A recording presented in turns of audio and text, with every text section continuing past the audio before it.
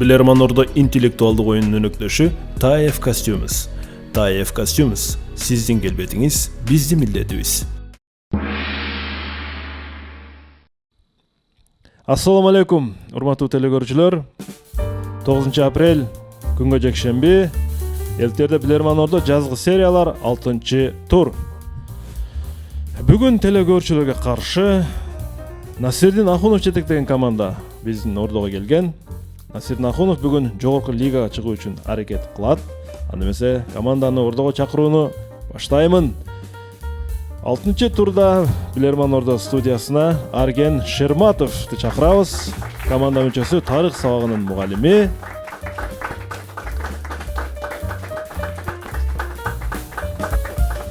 Баймат Калмаматов, команда мүчөсү, жеке ишкер.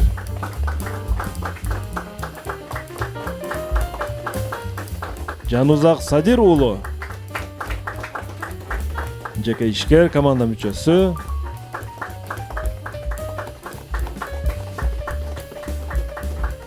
Жанболот Туратбек уулу, математика сабагынын мугалими, команда мүчөсү. Бешеналы Иманалиев, менеджер.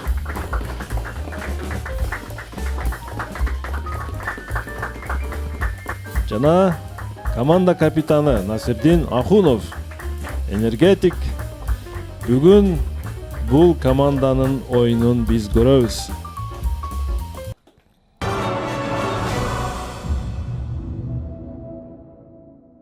Дагы бир жолу кош келипсиздер. Урматтуу Насирдин мырза, кышкы сериядан кийинки сиздердин оюнуңуздар, жазгы серия, кышкы сериясында ийгилик жылмайган эмес сиздерге каршы. Бүгүн команданын маанай кандай? Оюнга даярсыздарбы? Алгач жалпы телекөрүүчүлөр менен амандашып, анан оюнга өтсөк. Саламатсызбы, урматтуу алып баруучу, урматтуу билермандар, урматтуу телекөрүүчүлөр, туткан орозоңуздар кабыл болсун. Буюрса биз командабыз менен кыска мөөнөттө кайрадан куралып, кайрадан даярдандык. Мунусунда жакшы оюн көрсөтөбүз деп аракет кылабыз. Ишенип кетем мен. Командага ийгилик каалайбыз, кол чаап коелу. Биз оюнду баштадык. Урматтуу телекөрүүчүлөр, бүгүн сиздерден келген суроолор биздин Ордого коюлган. Биздин башкы өнөктөштөр Барболго чоң рахмат. Адалтаттуу дайыма жаңы продукциялар менен бизди билермандарды кубанып келет. Актив дизайн, сырткы жарнак жана полиграфия борбору сиздерге ийгилик каалайт. Жана TAEF Costumes бардык Билерман Ордо мүчөлөрүнө жана телекөрүүчүлөргө ийгиликтерди каалайт. Биздин даректерди экранда жазып алыңыздар. Мурдагыдай эле Ош Шарлен көчөсү 330. Билерман Ордо Facebook'та, Билерман Асыңсыз Жордо, Instagram'da, YouTube'da биздин Билерман Ордо оюндарын көрсөңүздөр болот. Ал үчүн Билерман Ордо деп издесеңиз биздин оюндар чыгат. Сөз түрдө катталып, лайк жана комментарий эстен чыкпасын. Эсеп 0-0. 6 тур жана 1.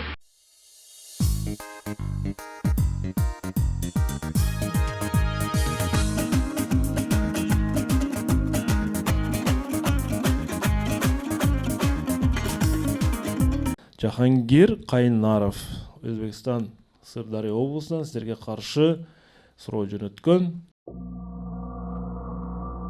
Жахангир Кайнаров бүгүн сиздерге белгилүү япон жазуучусу, хоккулардын атасы ким болушу мүмкүн?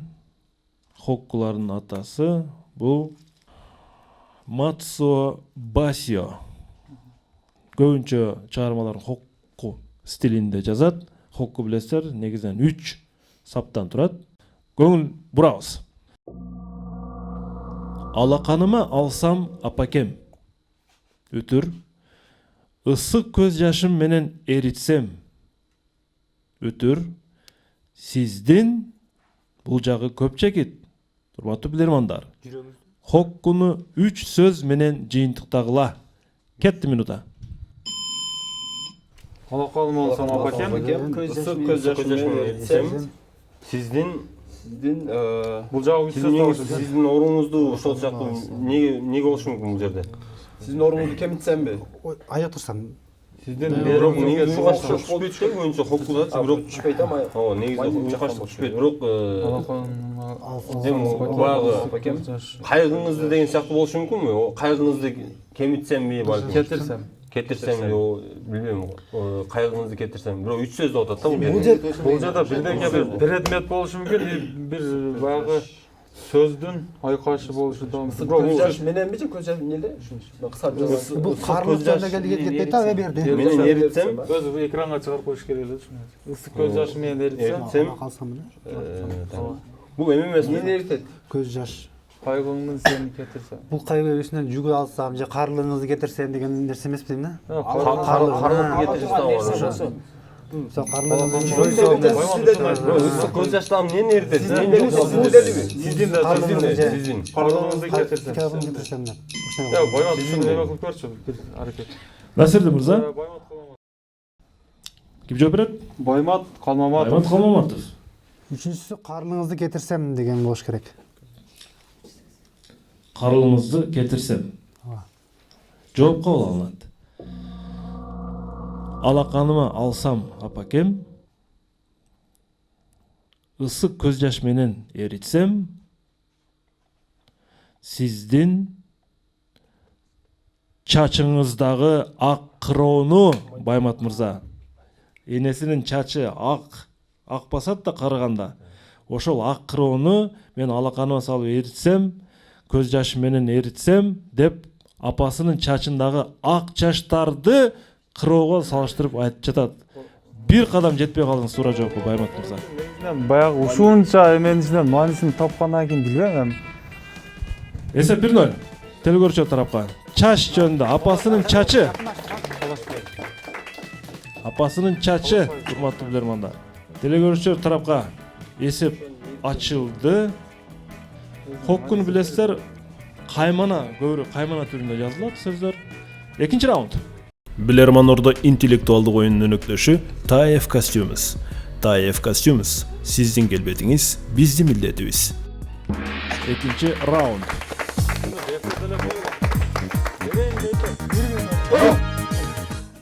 Апасынын чачындагы ак кыроону карга салыштырып, көз жаш менен эритейин, алаканыма салып эритейин деп апасынын чачын ак кыроого салыштырган.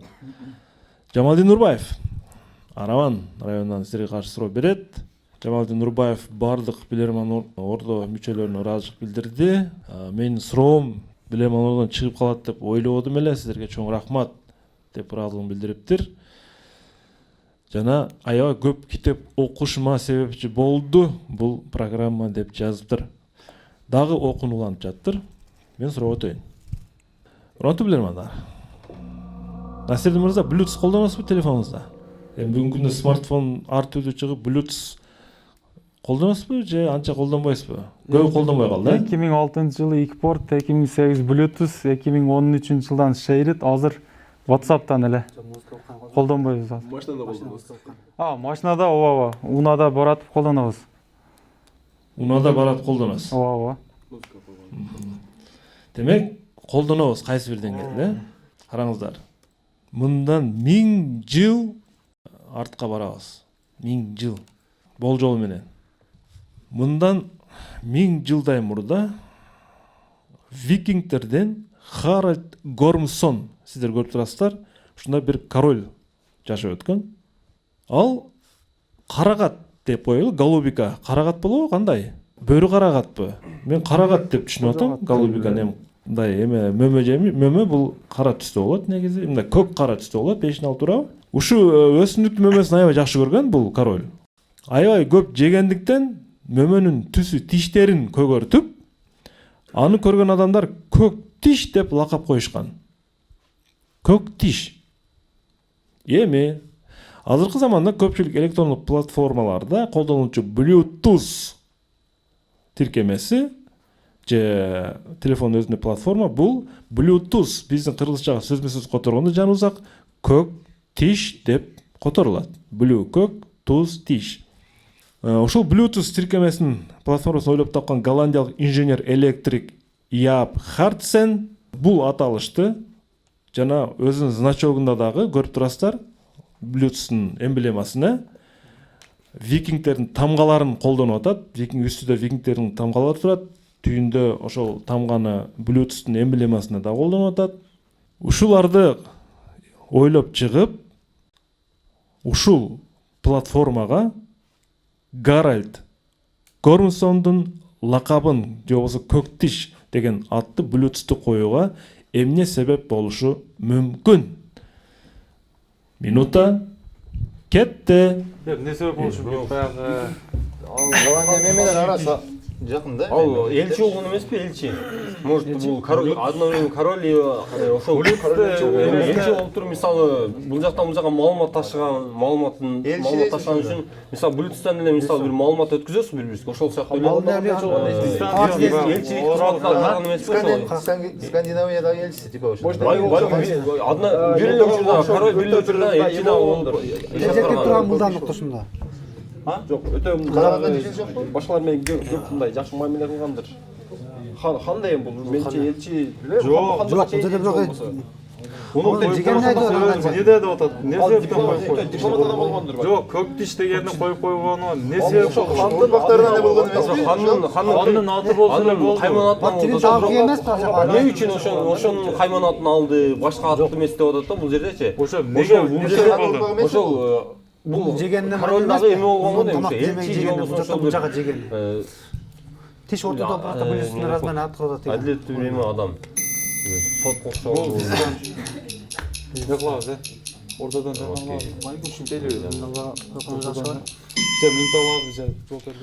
Насир мырза, Урматтуу алып баруучу, биз жеңилип атканда бонустан ментал укугубуз бар билишим боюнча, ошону алабыз. Суроону дагы бир жолу.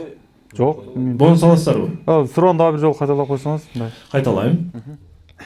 Мындан 1000 жылдай мурда викингтерде Гаральд Гормсон деген король жашап өткөн. Ал карагат мөмөсүн өтө жакшы көргөн. Карагат мөмөсүн жей бергендиктен анын түсү тиштерине чейин өтүп, тиштерин көгөртүп, мисалы үчүн тыт жегенде биздин тишибиз да карайып кетет го. Ал ар дайым жеп жүргөндүктөн аны адамдар көк тиш деп лакап коюп калышкан. Корольгочу. Азыркы заманда көпчүлүк электрондук платформаларда, телефондордо Bluetooth платформасы бар. Жана муну ойлоп тапкан голландиялык инженер-электрик Яап Хартсен бул аталышты жана ошондой эле викингтердин эмблемасын, тамгаларын монитордо тургандай колдонуп Bluetooth платформасын негиздеп чыккан. Эми сиздерге суроо. Эмне үчүн бул платформага ошол Гаральд Гормсондун көк тиш деген лакабын колдонуп атат бул? Бонус кетти. Мына тамгалар ойлоп Ошол викингтерге орбайбы?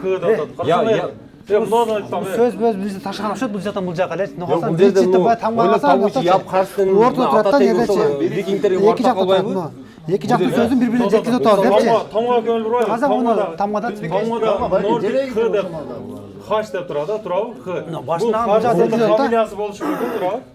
Анан Берки. Б менен бириктиргенде баягы тиштин мындай эмеси болуп калышы мүмкүн, турабы? Карымсын көк деген эме айында ушундай. Бул Карымсын көк деген эме коюп да. түндүк бö. Бир жактан бир жака ташыган окшойт. Я карты Хаш деген хост, Б биринчи объекттен экинчи объектке. Биринчи объект ушунда бир жак бул жака бир ташып атат да жагачы ушул. Экөөнү кошкондо мына эме тишке окшоп калган болушу мүмкүн, турабы? Мына тиштин мына тамганы бириктиргенде Ошо бул жактан бул жака бир ташып сөз ташыган же бир ташыган да ушунда.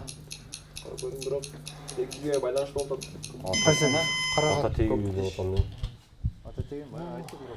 Насирдин мырза, урматтуу алып баруучу, өзүм жооп бергенге аракет кылып көрөм. Бул жерде Nordic H, Nordic B деген эки тамга турат. Бул викингтердин байыркы тамгасы менен, алфавити менен, алфависи менен. Бул жерде конструктор Яп Хартсендин айткысы келген нерсе бул биринчи объекттен, мисалы H объекттен B объектке мындай кошулуусу, мындай аралыктан өтүүсү. Ошондо эки тамганы бириктиргенде ушундай ылдыйда турбайбы? Азыркы B би эмблемасы. Ошол баягы тишке да окшоп турат да, жанагы. Но бинин эки мындай эмеси тишке да окшоп турат. Ошондон улам балким ошол өзүнүн элинин баягы кандай десем, аты чыккан баягы баатырдын же болбосо ошол адамдын атын койгон болушу мүмкүн, лакап атын. Ушуга. Жооп кабыл алынат. Ордодон жардам алынган жок, бонус алынды. Ордодон пикир сурагым келди. Кимде кандай пикир бар? Насирдин мырзанын варианты негиздүүбү? Кандай ойлойсуздар? Эмне үчүн королдун лакап атын бул тиркемеге колдонуп атат? Семете. Урматтуу алып баруучу, бул король ошол кездеги түндүк менен түштүктү бириктирген бир элчи, дипломат болгонбу деп ойлоп атабыз да. Ошондуктан дагы ошонун лакап атын алса керек. Түшүнүктүү. Биздин вариант боюнча Bluetooth'нун негизги кызматы маалыматты бөлүшүү же өткөрүп берүү. Ал эми бул королдун дагы ошол көк тиши аңызга айланып, кийин муундан муунга калышы мүмкүн же музейге өтүшү мүмкүн. Ошол себептен коюшу мүмкүн вариант.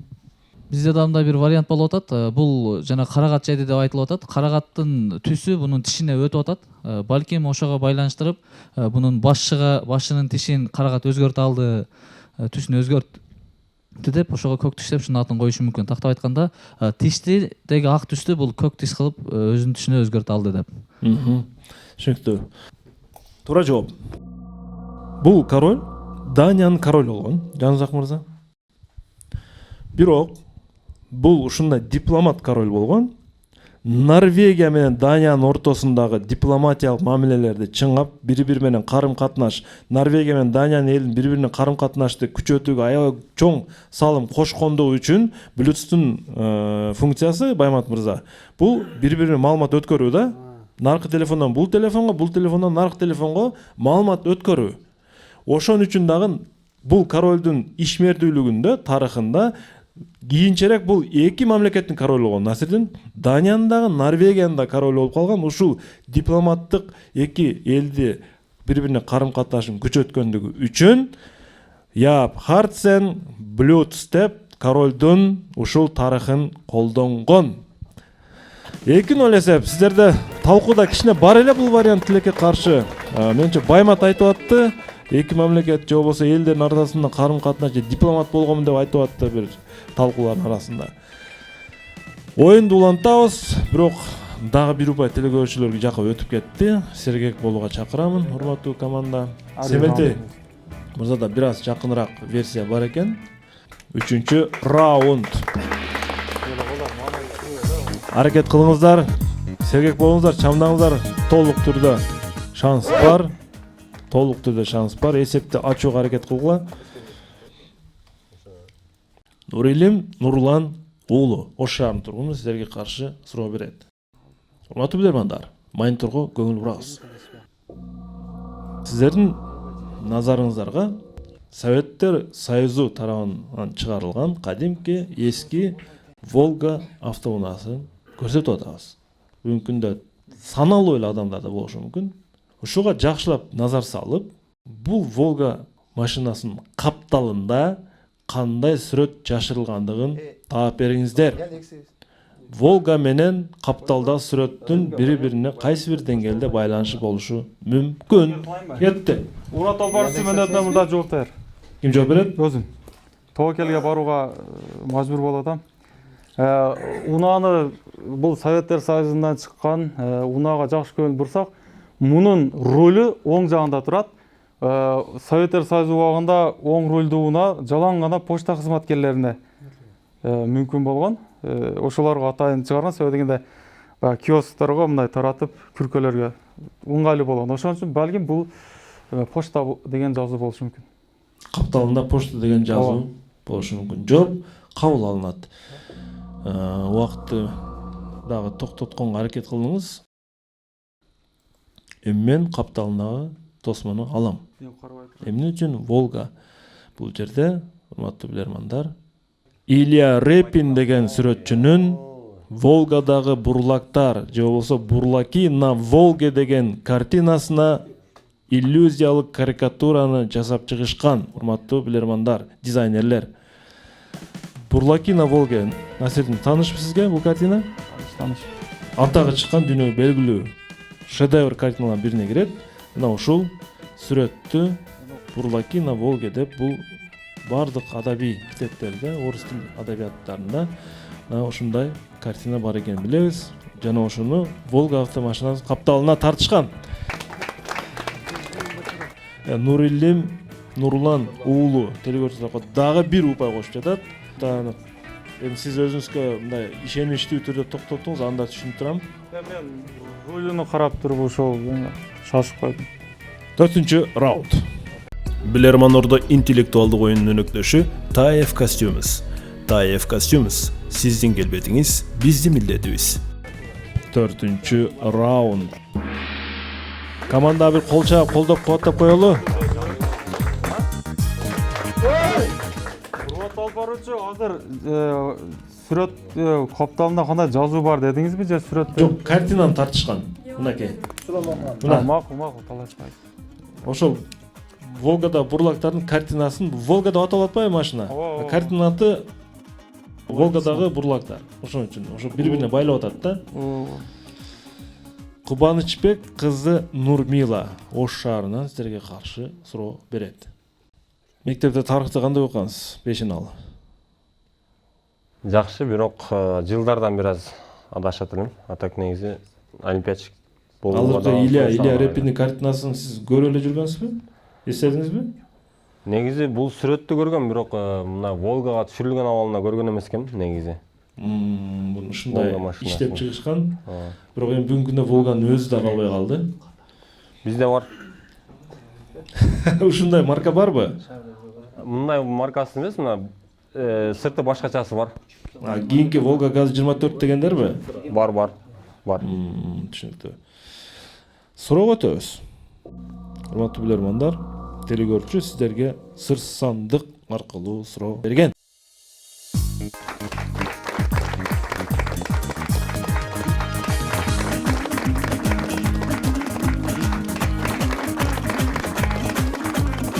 Урматтуу билермандар, суроо. Сыр сандыктын ичиндеги нерсе 1760-жылы Англияда ойлоп табылганы менен ким тарабынан ойлоп табылганы тарых барактарында белгисиз болуп калган. Мунун автору жок. Ошол учурдун, ошол доордун эң кирешелүү идеяларынын бири болгон ушул нерсе. Бул нерсенин формасы узун жана ичке болуп, мезгилдин өтүшү менен ыңгайлаштыруу максатында анча-мынча металлдар дагы кошумчаланган. Бүгүнкү күндө бул нерсени биз дагы колдонобуз. 1960-жылы англиялык студент бул нерсени колдонуунун, башкача айтканда иштетүүнүн 60тан ашык түрүн ойлоп тапкан. 60тан ашык түрү бар бүгүнкү күндө. Балким андан да көптүр. Бул нерсени аялдар да, эркектер да колдонот. Жанызак мырза, керек болсо армиядагы кызмат өтүп жаткан аскерлер дагы колдонот. Кээ бирлери колдонушу мүмкүн, кээ бирлери колдонбошу дагы мүмкүн бул нерсеничи. Сиздерге суроо, сыр сандыкта эмне бар? Таракпы? İğne önce karındaş. Karındaş Kalkülatör emesmi? Kalkülятор да бар. İşte uzun değil şu. Karındaş olsa gerek. İğnenleri 60'tan aşık türü var mı? Oo, 60'tan aşık değil, 70'ten aşık değil. Şu karındaş öçürgüç özü bulamadı. Ayollar o çarşıda zaman Тарак вообще вариант эмес. Тарак илгертеним бар да. Karındaştan başka. Karındaştan başka ne var? Karındaş var. Zamaska. Zamaska эмес, Zamaska. Ичке узун металл аралашып атат да.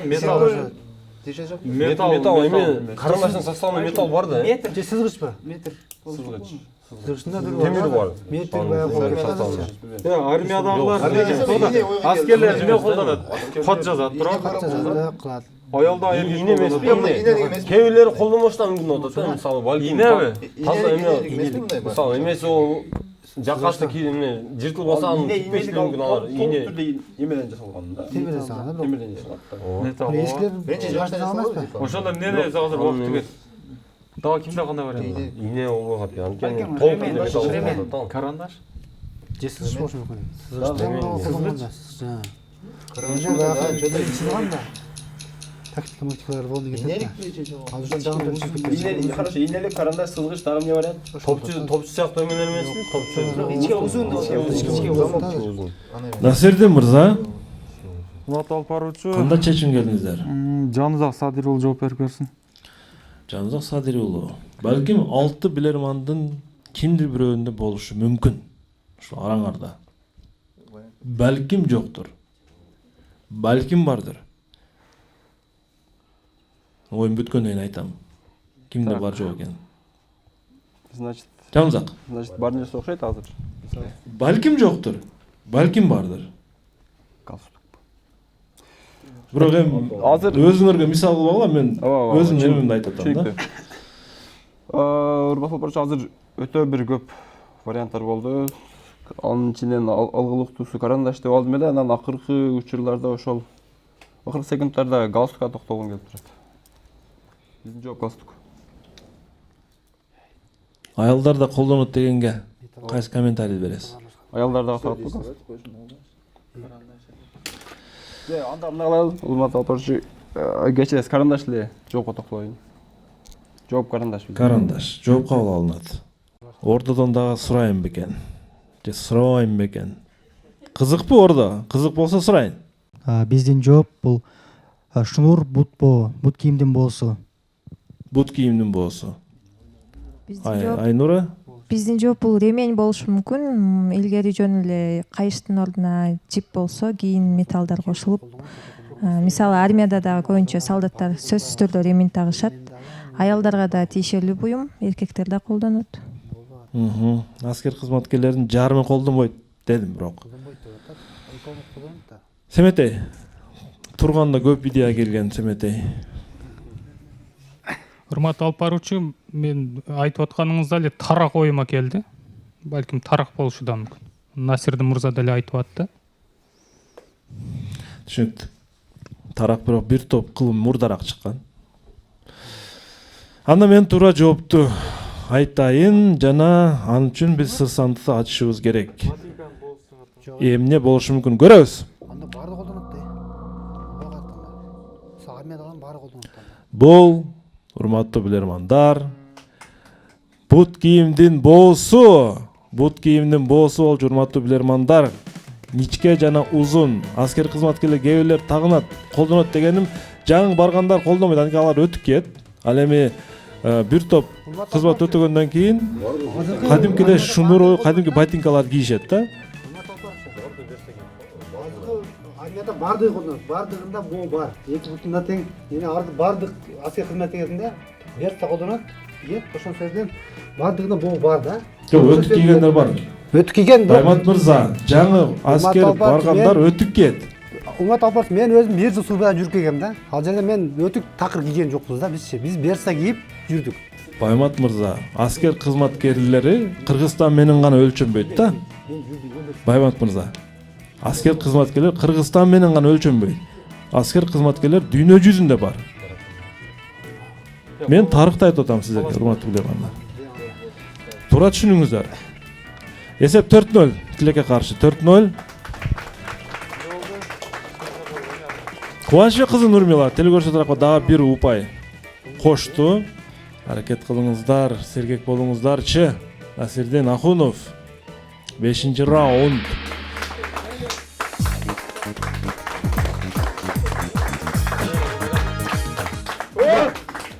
Эгерде команда ордодон жардам алганда, Айбек Кыргызбаевдин вариантын эгер балким ушул жөндүү дегенде туура чыкмак экен. Калган билермандарды билбедим. Айпер Жаныбекова Кара Балта шаарына силерге каршы суроо берет. Мен 6 билермандын кимисинде бар жок экенин билбейм дегеним, бутуңарды көрбөдүм эле да. 5-ин алып. Кимдин бутунда боолуу ботинкалар? Бардык эле ушундай. Баарыңарда бар экен да. Телекөрчүнүн суроосуна өтсөк. 1943 жылдын 23 февралында Ирландиянын Каван деген провинциясындагы ыйык Иосиф деп аталган аялуу жетим балдар үйүндө өрт чыгып, 35 бала, жаш бала жана бир чоң киши каза болгон ошол кырсыктан. Бирок бул адамдардын бардыгын балдарды дагы аман эсен куткарып алса болмок. Болот болчу куткарып алса. Өрт өчүрүүчүлөр биз куткарып алат болчук деген. Бирок аларга бир тоскоолдук жаратып коюшкан. Ал жердин кызматкерлери. Ыйык Иосиф балдар үйүнүн кызматкерлери. Урматтуу билермандар. Кандай тоскоолдук жаратып коюшкан, кандай бир сөз айтышкан, ошол сөз менен балдар кырсыкка учурап күйүп кеткен да. Негизи куткарып алса болот эле 100%. Кетти минута. Биринчи жанагы крести эме крестин жоомунун бирде алып чыгыш керек деген эми калбаш керек деген. Жок. Алар сыйын отуруп алган эмес.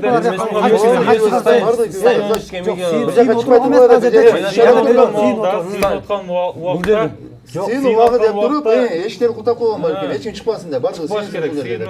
Жок, азыр сыйын отуруп алышкан эмес, бул жерде ошол карат деп. Сталиндин эме байланышы жок бул жерде.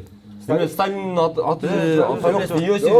Жок, бул жерде баягы Сыйын учурунда эч жака чыкканга болбойт деп койгон. Ошого өрт болуп атса да булар жок, өрт баштаганда бар сыйын отуруп алган болушу мүмкүн да. Балдар бирдей киши өлүп атат. Калган мисалы ал жердин адамдары согуп алып атат. Жок. Христиандарда байрам сайрам эмеспи? Согуш учурунда турган да бага. Жок, согушкан байрам эмес.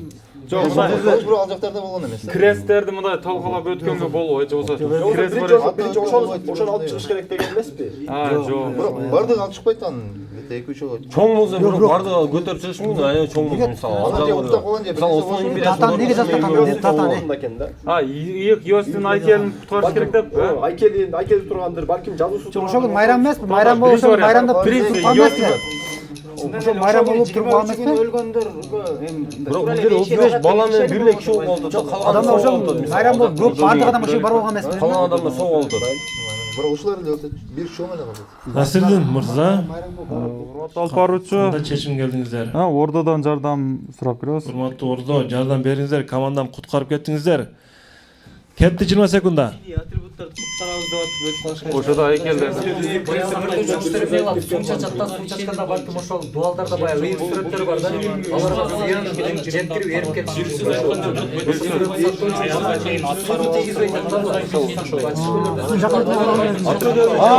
Кудай додо. Суу жакшы, общем система айтайлы. Кудай бизди сактайт. Жок, сүрөт диний атрибуттарды тууру. Диний атрибуттарды тууру. Аткарыш үчүн биринчи ошону аткарыш керек. Алып чыгыш керек. Ордо жардам бүттү. Насирдин мырза, Урматтуу алып баруучу, бир сөз дедиңиз да. эми булар диний кызматкерлер ошол жердеги. Ыйык Иосиф деген балдар үйүнүн кызматкерлери өртөөчүчүлөргө алар киребиз дегенде мындай кирбешиңер керек деп койгон да. Түшүнүп атасыңарбы? Кандайдыр бир нерсени неме кылып атат да, кирбешиңер керек. Себеби мындай депчи. Өрт өчүрүүчүлөр айткан, биз бардыгын куткарып алмакпыз. Ушулар могу себептен киргизбей койду деп. Бала күйүп кетип атат. Балдар 35 бала күйүп кеткен. Насирдин мырза, сиздин жооңуз. Урматтуу алып баруучу, Туура диний көз караш бар, бирок эмне деши мүмкүн? Өзөгүн тапкыла, өзөгүн. урматтуу алып баруучу, мындай азыр топтоштурганга аракет кылам. Ордодогулар барды жардам беришти, болгон варианттарды айттык. Эми оор болуп атат, бул кайсы бирин тандап алуу? Себеби дегенде көптөгөн вариант чыкты, аларды четинен санап өткөнгө болот. Эми топтоштуруп ушуну айтып көрөйүн, бул ибадат кылып аткан болушу мүмкүн. Ошол маалда балдар ибадат кылып аткан убакта башкалар тоскоол болбош керек деген. Бизди Кудай өзү сактап алат. Башкалар ибадат кылып аткан маалда тоскоолдук жаратпаш керек деген болушу мүмкүн. Жаш балдар ибадат кылып аткан деп айткан, Болушу мүмкүн. Жооп кабыл алынат. Жаш балдар, аялуу балдар, жетим балдар. Мен туура жоопту айтам. Христиандык көз карашта деле, Жаңызак мырза, ислам дининдеги айрым эрежелерге туура келген жерлери бар. Айрым эрежелергечи. Анткени Мисалы үчүн кийинүү маселесинде деле христиандар кадимкидей аялдар баягы жоолук менен узун көйнөк менен бүгүнкү күнгө чейин бар ошондой кийингендер. Өрт өчүрүүчүлөр киребиз десе, Насирдин мырза, ал жерде монахинялар, монахинялар, монашка дейбизби? Алар айтып атат. Кирбей тургула, кирбегиле, могу жердеги жаш балдар кийими жок жатат керебеттерде. Аларды кийими жок көргөнгө динибизде, христиан дининде тыюу салат. Кирбегиле деген. Булар кийинип бүткүнчө, ойгонча силер кирбей тургула деген. Өрт ага жалмап карап отура, жалмап салган булардычы. Көрдүңүздөрбү кандай каталыкка жол берген. Аларды ушунчалык өздөрүнүн мындай динине ишенген болгондагы кийими жок жаш балдарды көргөнгө болбойт деп аларды кайсы бир убакыт кармап турушкан, жарым саат дейбизби, бирок ошол учурда балдар тилекке каршы күйүп кеткен, урматтуу. Ордода эч кандай вариант чыкпады. Диний атрибуттар, алар кресттер, ал маселе эмес, ал канча кинолордун өрттөп атат алардычы. 5-0. Өкүнүчтүү 5-0. Тилекке каршы дагы телекөрчү тарапка ооп кетти. Бул упай эң акыркы мүмкүнчүлүктөр команда үчүн, урматтуу. Билерман Ордо интеллектуалдык оюнунун өнөктөшү TAEF Costumes. TAEF Costumes сиздин келбетиңиз, биздин милдетибиз. 6-чы раунд.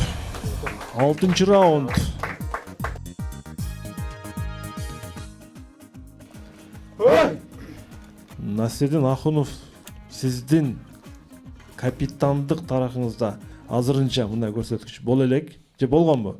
Кудай сактасын. Жок, мен көрбөгөнмүн.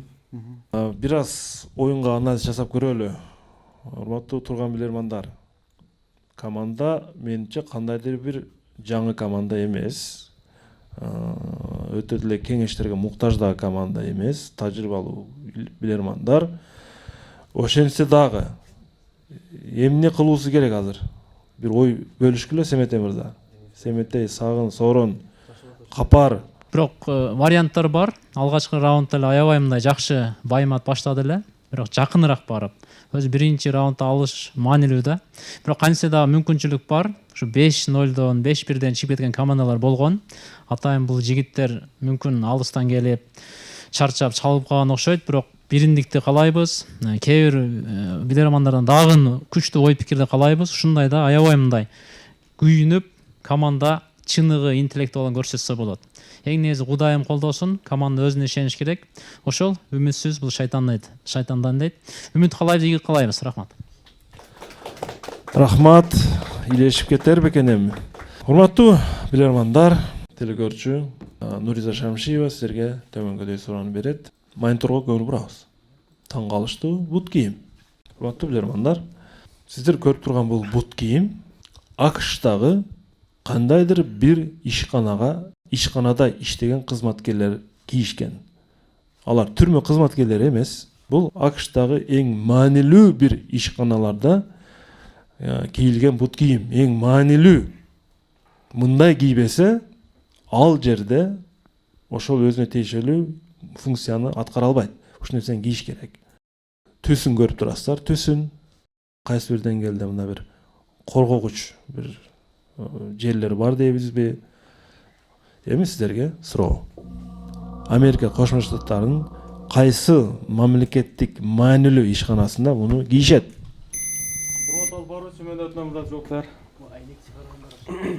Ойлонуп туруп токтоттуңарбы? Жок, ойлонбодум, урматтуу. Өтө кылдын үстүндө турат да команда. Тоо келди. Бешиналы. Урматтуу алып баруучу, бул бут кийим мекемени так эстей албайтам, бирок кызматкер эмнеге кийет баарын кече жакын эле окугандай болдум эле. Адашпасам, банк кызматкерлери бул алтын куймаларын туура тизүүдө колдонот. Эгерде алтын куймасы бутунун үстүнө түшүп кетсе, бир алтын куймасы аябай оор болот. Ошол бутуна жаракат жеткизбеши үчүн. Туура жооп экранда турат. Бул алтын куймаларында кийилүүчү бут кийим.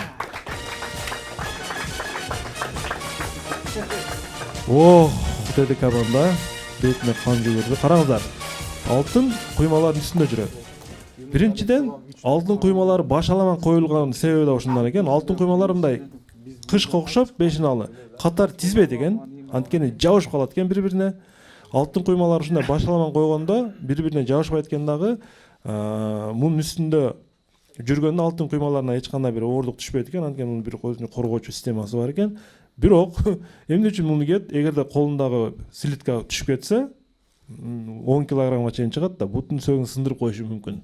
Ошол себептен дагы ушуну кийишет. 5-1 эсеп. Азырынча команда 1 минутаны үнөмдөп алды жана өз тарабына эсепти ачты. Oyun ulantılат. 7-ci rauнд. 7-ci rauнд. 7-ci rauнд. Komanda oyundu iyileştirip ulantıp kettebi? Aktif dizayndan sizlerge суроо. Урматтуу билермандар. Эфиопиянын Харер деген шаарына барабыз. Бул шаар Эфиопиядагы ислам дининин сакталып калышына өтө чоң таасир бар шаар. Эфиопиялыктар, африкалыктар ыйык шаарлардын катарына кошот муну. Харердичи өздөрүнчө ыйык шаар деп эсептейт. Ушул шаарда Бешинал мырза учурда 82 мечит иштейт. Учурда шаардын калкы 200 миңдин тегерегинде 82 мечит. Мечит чындыгында мындай өтө да көп эмес, өтө да аз эмес. Бирок бул мечиттердин саны мындан да көбүрөөк болчу мурда. Насиретдин мырза, мындан да көбүрөөк болчу. Алардын көбүрөөк болгону кандайдыр бир аталыштарга байланыштуу болгон. Ушул аталыштарды коюп, анан мечиттердин санын ошого жеткизген. Кийин кандайдыр бир айталык, эскирип дейбизби, кээ бир мечиттер иштебей калып, учурда 82си гана иштеп жатат. Эми сиздерге суроо. Бул мечиттердин саны негизи канча болчу мурда? Сын сыпаттарына карап, 99 болушу мүмкүн ал жердечи. Сахабалар. Не 82? Анда 370 болуп кетиш керек. Сахабалар 370 болуп кетиш керек. Сахабалар ооба, эң эле мындай аталып калгандары 370 да. Халифтер анда халифтер жетпей калат. Ошо 99 эле го дейм бул жерде. Курандан аталгандар 25 эле. Баягы аяттарга эмеспи? Сүрөгө 114 сүрө. Бирок бул кайсыр аталыштарга деп атат да, кайсыр аталышка деп атат бул жакта. Аталышка деген болгондо ошо бирок сүрө деле түшүп калат да. Бирок эмне 99 туурараак болот окшойт. 99 ысым сыпат. 114 да көбүрөөк. Аллахтын ар бир мисалы Жаббар мечити деп ушинтип коюлгон болушу мүмкүн да. Аллахтын ысым сыпаты жетпей калат. Жок, алар деле 28 эле да, пайгамбардын 28 эле согушу болгон. Африканын баягылар президенттер жок беле, Кабачтанга. Патшалары баягылар 99 эле го дейм. Суроону бир кайталасыз. Урматтуу долбооручу, суроону дагы бир жолу кайталап койсоңуз, Баймат Калматов жооп берет. Ушуну дагы бир жолу кайталайм, кийин кайталабайм. Урматтуу билермандар, Эфиопиянын Харер деген шаарында учурда 82 мечит иштейт. Бирок алардын саны мындан да көбүрөөк болгон. Анткени кандайдыр бир аталыштарга себептүү мечиттердин саны ошончо болчу. Кийин кандайдыр бир эскирип же башка болуп, учурда ошол азайып барып, азыр 82 иштеп жатат. Сиздерге суроо. Канча мечит болгон негизи ал жерде? 99 мечит болгон ал жерде. Аллахтын 99 ысымы. Аллахтын 99 ысымы. Ошого карап мечиттерди ат коюшкан деп эсептейсиз. Ушундай. Жооп кабыл алынат. Өзүңүз канча ысымын билесиз? Аллах Тааланын. Аллах Тааланын Алакса Ал-Жаббар деп эле. Толук эсимде жок, бирок Ал-Карим, Ал-Куддус деп анын ушуна кетет. Харер шаарындагы мечиттердин мурдагы саны 114 сүрөгө байланыштуу эмес, ал 99 ысымга байланыштуу мечиттер курулган жана учурда 82си иштеп жатат. Ар бир мечитке ар бир атты коюп чыгышкан. Эсеп 5-2 команда оюнду улантып жатат. Өтө кооптуу абалда турат команда, өтө кооптуу абалда турат. Жакшы укула суроону. 8-ci раунд. 8-ci раунд.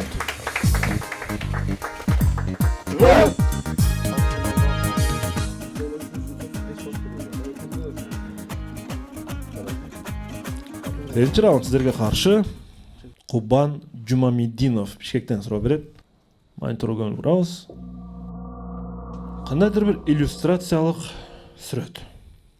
Сиздердин назарыңыздарда италиялык иллюстратор Джои Гвидонинин картинасы турат. Бул сүрөттө кыз эмнедендир тынчсызданып жатат.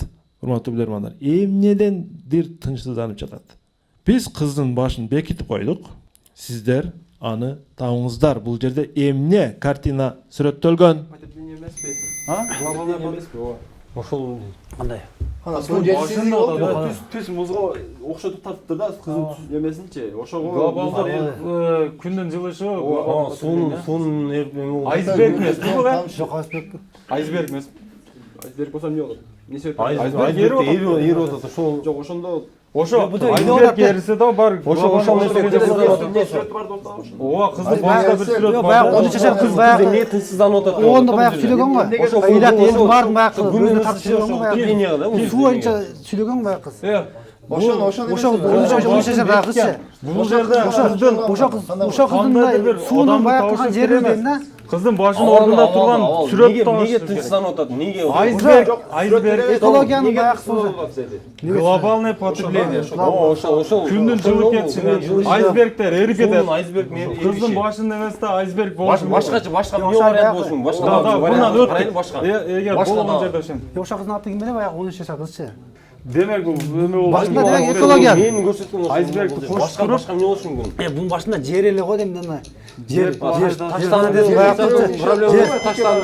Таштанды таза суу. Таштан таза суу жок. Насирдин мырза, Жонзак Садиров. минут албайсыздар, жооп бересиздер. Ооба, урматтуу албаруучу тобокел. Тобокел. Жанзак. Жашап кете турган болсо керек болушу мүмкүн. Көрчү, биз бул жерде көрүп атабыз, эми адамдын негизги түсү мындай эмес. Бул муздун дейбизби, ошол түстө тартылыптыр негизи. Ошондуктан муну жаңа глобальный потепление деп коебуз. Күндүн жылып, муздардын эриши менимче ошондон тынчсызданып билип аткан жери болсо керек. Эригени дагы көз жашы ошол эриген суудай болуп турат да. Глобалдык муздардын эрүүсү кандай түшүндүрүлөт? Глобалдык суу ташкыны, Ошондой күндүн жылып, угуп атпайсызбы? Жана Арктик, Антарктикада муздар эрип, айсбергдер эрип, суунун деңгээли көтөрүлүшү коркунучтуу турат. Кыз ошону ойлоп Ооба. кыжалат болуп атат. Жакшы кыз экен го. Жооп кабыл алынат. Ошончо саясатчы турса, ушул кыз ошону ойлонуп тынчсызданса. Болушу мүмкүн да. Жонзак деле ойлонот Кыргызстандын келечеги үчүн. Билбеген мен да кооман. Мен бул жерде турган Эркайымдын оюн билгим келип жатат. Эмнегедир? Мен ойыма эчтеке келген жок. Эркайым? Кыз эмнени ойлоп кыжалат болуп жатат?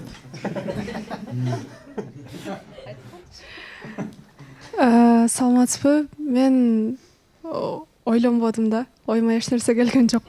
Эч нерсе келбеди. Айнура? Сизчи? Мүмкүн лампочканын сүрөтү бардыр ал жерде. Себеп? Билбейм. Свет көбүрөөк очобу? Жок, кантип төлөйм деп ойлонуп атканмын. Урматтуу билермандар, бул кызды кыжалат кылган эми Айнура Валижановада бул тынчсыздануу азыр жок. Кайсы бир деңгээлде башка кыздарда болушу мүмкүн. Бул кыз башында ромашка гүлүнүн символикасы турат. Ал эмнени түшүндүрөт Жанузак? Мен жигитти мени алабы, албайбы, сүйөт, сүйбөйт, сүйөт, сүйбөйт деп ромашка гүлүнүн бариктерин бизде үзүп ушундай бир жазылбаган мыйзам бар, Жанузак мырза. Сүйөт, сүйбөйт, сүйөт, сүйбөйт деген ой баскан Насирди мырза. Жанзак бир нерсе айтайынбы? Сенин мындай логикаң бул художникке караганда мындай бир топ мындай олуттуураак глобалдууракпы? Неге мындай түстө кылат дейм. Башка түстө койсо болбойбу? Биз эмнени ойлоп атабыз, бул кыз эмнени ойлоп жүрөт, Жанузак? Ай. Бул кыз эмнени ойлоп жүрөт, биз эмне дүйнө сакталып калсын деп атсак, бул кыз акылы жок, сүйөт же сүйбөйт деп тынчсызданып атат. Бирок мындай тынчсыздануу көпчүлүктүн башында бар. Балдарда болот, Баймат мырза. Балдарда да болушу мүмкүн. Сүйөбү же, болбойбу? Балдарда мындай нерсе болбойт.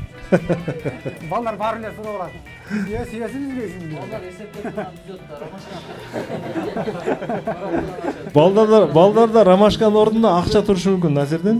Балдар баары эле сурайт ошо. Ишеним болгон, кайсы бир деңгээлде сизде ишеним болду окшойт. Баягы кошумча мүнөттөн албай жооп берели, анткени сакташ керек болчу. Кошумча мүнөттөн алганда бул вариант келбейт эле да.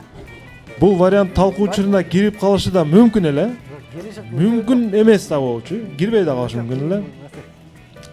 Урматтуу телекөрүүчүлөр, мына ушинтип бүгүнкү 6-турда Насир Нахуновдун командасы Тилекке каршы жогорку лигаға чыга албай калды. Команда 2 упайды алып калганга аракет кылды. Алып калды 2 упайды. Эң чоң мындай кандай десем, бир чоң бир жоготуунун алдын алып калды. Анткени 6-0 бул быйылкы 2023-жылдын эсебинде боло элек болчу, болбой деле койсун. Кубан Жумамедовдун суроосу болчу, ошол кыздын менин жигитим сүйбөбү деген ушундай логикасына байланыштуу суроо болчу. Билерман Ордо интеллектуалдык оюнунун өнөктөшү TAEF Costumes. TAEF Costumes, сиздин келбетиңиз биздин милдетибиз.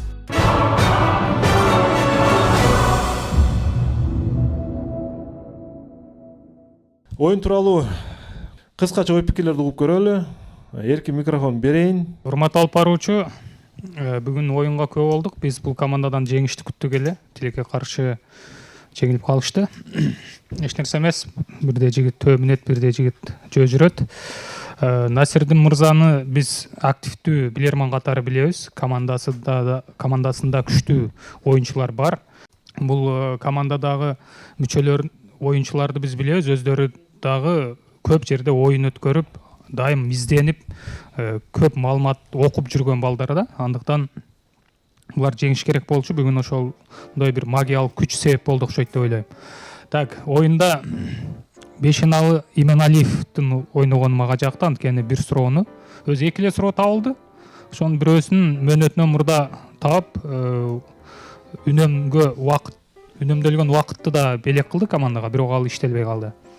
Ал эми менин атам сыйлыгын өткөн оюнда Арген мырза алган. Бул оюнда ким алат, аны Насирдин мырза өзү чечет. Ал эми суроолордун ичине мага Нурлан уулунун суроосу аябай жакты. Илья Репиндин Волгадагы бурлактар аттуу суроосу, Урматтуу алып баруучу, жана айттык, үмүтсүз шайтандан деп 2 раунд упай алган аракет кылды команда. Буйруса алдыда да жакшы оюн көрсөтөт деген ишеничтебиз. Үмүттүн шолоосу эч качан үзүлбөйт. Ошол таризде мына Бейшаналы инибиз алгачкы упайды алып келди. Эгерде Тилек каршы утулганда, сиз айтканда 0 упай менен чыкмак. 6-2 дагы кээ бир командалар болгон. Буйруса мындан кийин да мыкты оюн көрсөтөт ишеничтебиз. Бирок команда аябай мындай даярдыкта жакшы ниеттер менен келди. Тилекке каршы ушундай көрсөтүш болуп калды. Албетте бүгүнкү тагдыр Баймат да аракет кылды команданын арасынан, бирок алгачкы раундда алып келген үчүн Бейшеналы мырзаны биз мыкты деп, активдүү деп баласак болот. Суроолордун арасынан ушу Жахангир Кайнаров эне апа жөнүндө, апанын акчасы жөнүндө суроону жеке биз мыкты деп баладык. Рахмат. Команданын бүгүнкү оюнун мен баягындай бир нерсе кече бир жерден сөз угуп калдым эле, өтө чыңалуу, кээде же болбосо өтө күчтүү даярдыктагы кээде мындай терс таасирин берип калышы мүмкүн депчи. Жеке оюнда өтө күчтүү даярдык, себеби булардын оюнун буга чейин мындай оюндарды күткөн эмеспиз. Демек бул өтө күчтүү даярдыктын да таасири болушу мүмкүн деген бир чечим келип турам. Андан командага ийгилик каалайм, кийинкилерине дагы мыкты суроо деп, Волгадагы бурлаттар деген суроону биз команда менен мыкты суроо деп таптык. Рахмат. Команда капитаны Насирдин мырза, оюндан кийинки ой толоолор. Урматтуу алып баруучу, биз бул жеңилип калганыбызды биз дараметибиз ушул болду. Сора мырза айтып өттү го, жанагында өтө катуу даярдык деле кээде тескери жыйынтык берип калышы мүмкүн экен. Бул толук ыктымалдуу. Макул, эми мен дайым эле айтам, бул оюнда жеңилген тарап болбойт. Биз билбегенибизди да мен азыр анализ кылып көрдүм. Бул оюнда биз оюнга мындай жакшы кирише албай калдык. Себеби дегенде көп суроолорду олутту деп өтө бийиктен издене баштасак, ал ылдыйда турган болот, же ылдыйдан карасак жогоруда. Бул кыскасы өзүбүздүн мындай оюнга деңгээлибизди алып келе албадык деп ойлойм. Бул катабыз боюнча дагы иштейбиз, өзүбүз дагы аракет кылып кийинки оюндарга. Ар бир жеңилүү биз үчүн мындай хикмат, жакшылык болушу мүмкүн деп мындай ойлойм. Артында жакшылык бар. Ооба. Туура, көп нерсени билип алып, мен да көп нерсени билип алдым. Канча суроолорду билип атам да мен. Мисалы үчүн азыркы логикадагы жакшы, мына акыркычы бир жагынан жөнөкөй, бир жагынан логика да жакшы да. Бул эми баягы турмуш деген олуттуу нерсе да, ошон үчүн кыжалат болгондо түшүнсөк болот бул кыздын картинадагы. Суроолор турган билермандар да айтты, биздин командага да баарына бирдей жакты. Илья Репиндин Волгадагы бурлактар деген картинасын Волга автоунаасына мындай тарткан элеси бул өтө логикалык суроо деп ойлойбуз. Нурилим Нурлан уулу Ош шаарынын тургуну, демек бүгүнкү мыкты суроонун ээси, актив дизайн тарабынан кичинекей акчалай сыйлыктын ээси Нурилим Нурлан уулу болду. Ал эми Насир мырза, Манас Амиралиев аттуу телегөрүүчүнүн кичинекей акчалай сыйлыгы бар. Аны кимге карабыз? Байматтын баягы баштан берки баягы бүгүн аракети жакшы болду, аракети мындай жакшы болду деп ойлойм. Себеби дегенде мен ойлойм баягы апасын биринчи раундда апасынын карылыгын деген үлкөн туурада кабыл алсаңыз деле болмок. Ошол мен ойлойм да, жеке оюм. Ошо Баймат мырза татыктуу деп ойлойм. Баймат мырзага Семете мырза тапшырып коюңуз анда. Ар дайым ушундай активдүү болуңуз. Анда мен актив дизайндын дагы бир акчалай сыйлыгын анда мен Бешинал мырзага кайрып коеюн анда, Бешинал мырза. Ошол эки упай, бири Баймат, бири Бешинал болду. Кайсы бир деңгээлде телевизион тараптан суроолордун аябай күчтүү өскөнүн байкайбыз. Өтө күчтүү суроолор. Ошон үчүн мен клуб мүчөлөрүнө дагы көп изденүүнү, маалыматты көбүрөөк алсак, негизинен маалыматты көбүрөөк алсак, китептерди окуп, интернет дагы бир топ маалыматтар көбүрөөк алсак эле бизге маалымат болуп тура берет. Илья Репин кайсы бир жерин көрсөк эстеп калар элек азыр. Же болбосо ушул сыяктуу суроолор. Оюндун соңун биз ширинтер менен жыйынтайбыз. Жакшы мааны, позитив болсун. Барбол ширинтери студияга. Барболдун токочтору жана даамдуу адал торту командага белек болсун. Орозоңуздар кабыл болсун. Орозондагы мындайча айтканда жарымынан өтүп калып атабыз. Баарыңыздарга чоң рахмат, урматтуу телекөрүүчүлөр. 6 телекөрүүчүгө биз ыраазылык билдиребиз. Билими күчтүү миңди жыгат, билеги күчтүү бирди жыгат. Көрүшкөнчө, ассаламу алейкум, аман болуңуздар.